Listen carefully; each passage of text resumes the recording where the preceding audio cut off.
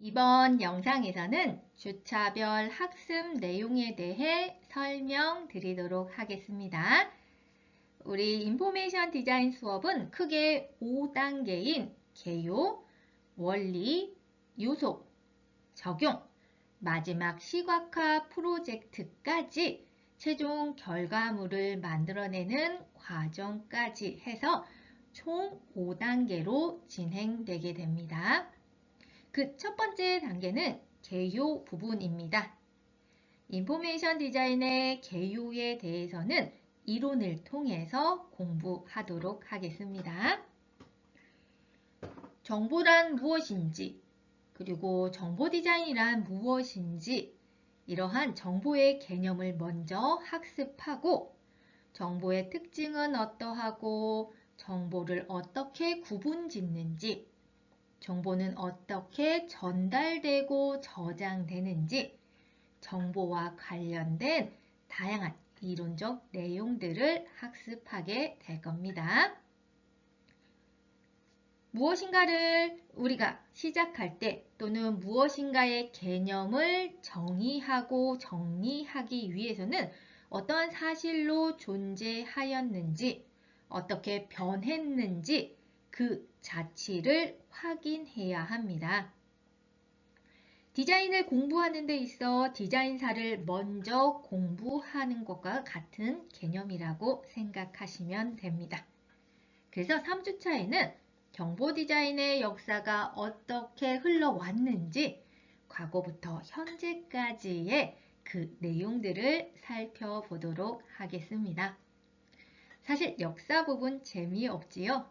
그럼에도 불구하고 시작이 어떠했는지, 그 시작을 통해서 어떠한 발전과 그 발전을 통해 지금까지 도달했는지, 그러한 내용들을 한 번에 살펴보기에 역사만큼 또 중요한 부분도 없습니다. 그래서 우리가 지도와 다이어그램과 같은 그래프와 같은 그러한 이미지들이 언제 등장했는지, 그 다음에 인쇄기술은 어떻게 발전하게 됐는지, 정보 기록이나 표현들에 대한 시작이 언제부터 시작됐는지 그러한 내용들을 함께 공부해 보도록 하겠습니다. 그래서 2주차, 3주차 이때에는 여러분들께서 크게 무엇인가를 행할 일은 없으시고 동영상을 통해서 그러한 내용들, 이론적인 내용들을 이해하시고 이러한 것들을 가지고서 우리가 정보라고 하는구나, 또는 이러한 것들에 대한 표현을 정보 디자인이라고 하는구나 라고 해서 그 개념들만 잘 숙지하시면 됩니다. 정보의 개념과 역사를 살펴본 후에는 정보 디자인의 근본이 되는 이치라고 할 수 있는 원리에 대해 4주에서 6주까지 함께 살펴보도록 하겠습니다. 정보 디자인의 원리는 크게 3가지로 분류할 수 있습니다. 그 첫 번째는 정보 조직화입니다. 우리와 같은 인간이 혼자 존재할 수 없듯이 정보 또한 하나만으로서는 존재할 수가 없습니다. 다수의 정보들을 어떻게 잘 분류하고 또한 어떻게 잘 배열해서 각각의 정보들을 잘 표현할 수 있을지, 또한 정보의 각각의 관계와 설계를 통해서 정보를 잘 전달할 수 있을지, 그러한 내용들을 공부하시게 될 겁니다. 두 번째는 정보 시각화입니다. 그림이나 이미지와 같은 형태로 바꾸어 사고하는 성향을 시각화라고 합니다. 텍스트로 되어 있는 거 조금 더 글보다는 그림이 인지하기 쉽겠지요. 글로 표현되어 있는 것 또는 다른 요소로 표현되어 있는 것들을 그림이나 이미지로 표현시켜서 정보에 대한 효과를 높이고 또한 과정과 구성들이 어떻게 되는지 그러한 내용들을 공부하시게 될 겁니다.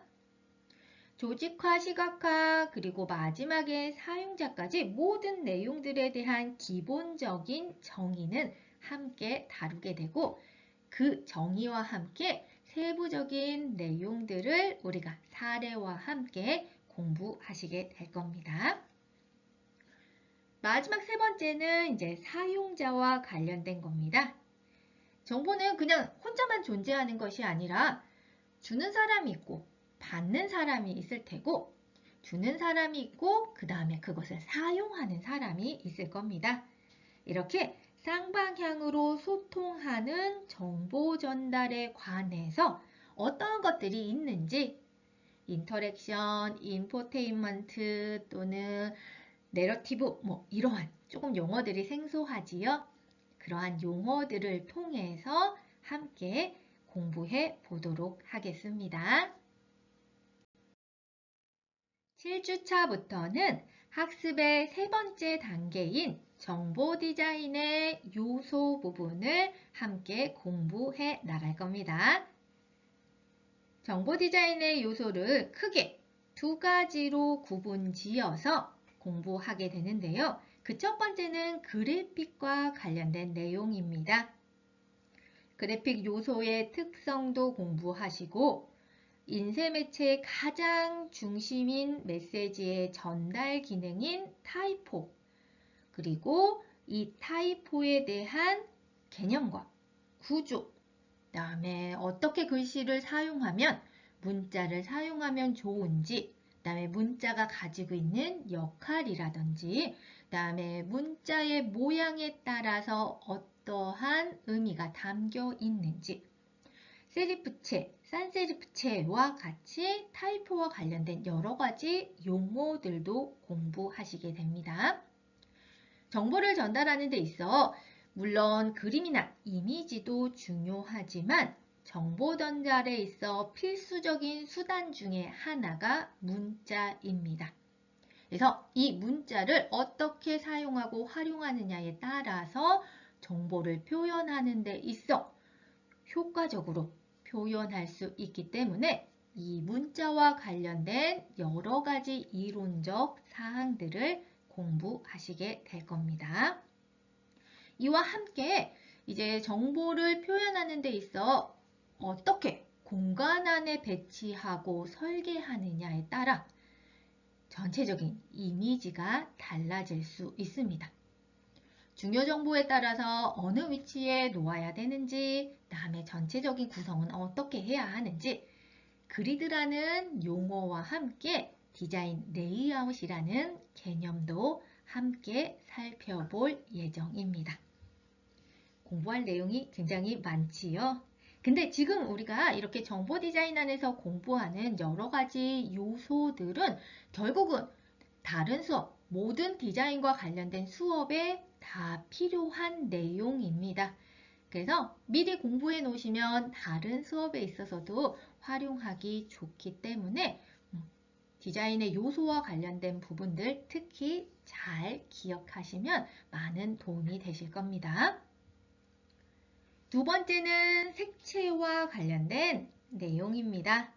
색채를 통해서 대상의 정보도 얻고 상징성에 대한 감성적 영향을 받기도 합니다. 여러 가지 심리적 실험들이 있었는데요.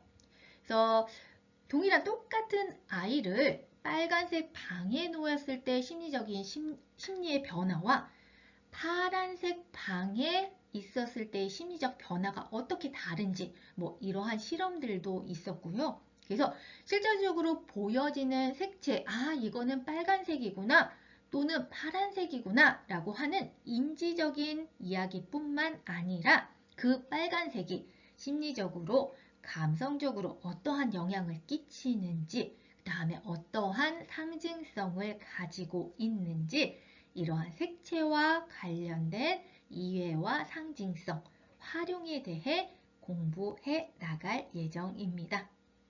색채 이 부분도 굉장히 재미있습니다. 우리가 다 알고 있는 빨주노초 파란보 기본 색상이지만 우리가 몰랐던 이 빨간색에는 이러한 상징성이 부여되어 있었구나 그래서 이러한 상징성 때문에 우리가 광고라든지 제품에 이러한 빨간색들을 사용했었구나 라고 이렇게 연결지어서 생각하고 그 사례들을 함께 볼 수 있는 그러한 시간이기 때문에 색채와 관련되어 있는 부분도 관심 있게 공부하시기 바랍니다.